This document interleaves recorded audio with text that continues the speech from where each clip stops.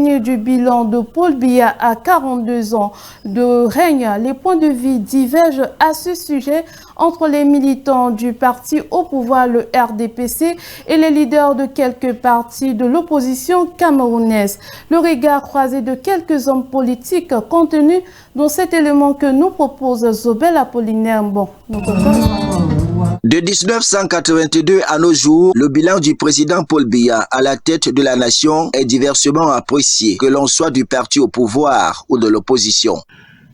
Quand le président de la République accède au pouvoir en 1982, il a hérité d'une nation et d'un pays en construction.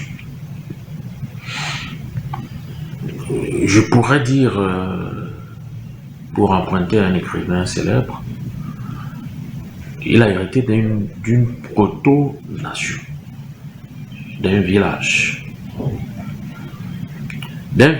qu'il a transformé en 42 ans, qu'il est en train de transformer. Parce que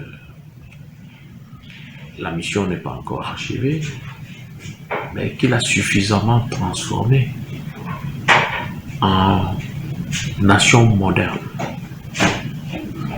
en pays moderne, un pays qui tutoie dans tous les domaines, qui tutoie les pays les plus avancés.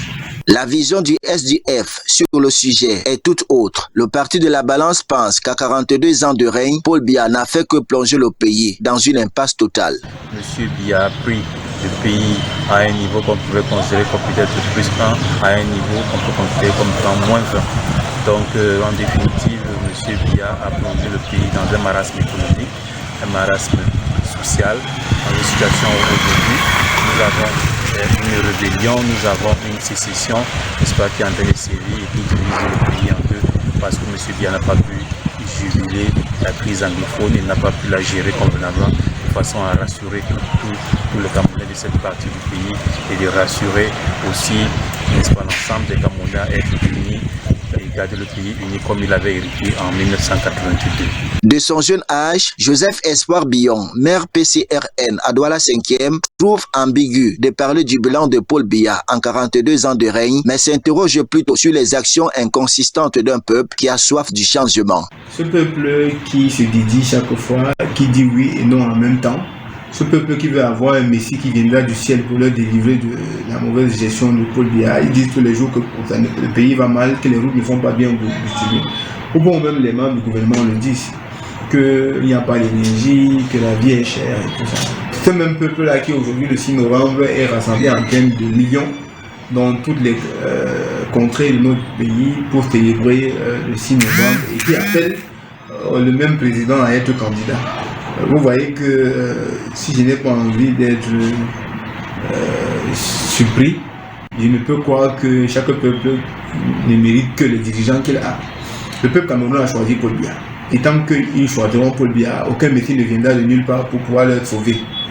Le jour où le peuple camerounais aura envie de changer, il choisira, autant pour moi, quelqu'un d'autre. Dans les rangs du parti de la flamme ardente, l'on reste confiant pour l'avenir avec Paul Biya qui a encore beaucoup à apporter au Cameroun. L'avenir du RDPC est tout comme un ciel bleu, sans nuages. Et plus que jamais, son président national, notre président, mon président national, le président Paul Biya, reste et demeure l'homme au profil de la situation Cameroun.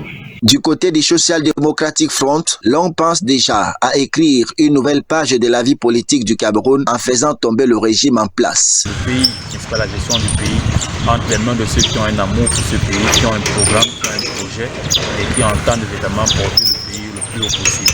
C'est le même son des cloches chez les leaders des autres partis de l'opposition et Joseph Espoir Billon se propose comme une solution à l'alternance. Est-ce que j'ai vraiment envie d'être à la place de Paul Biya? Il n'y a pas de question là-dessus. C'est une évidence, Paul Biya le sait très bien. Et je le dis à qui veut l'entendre.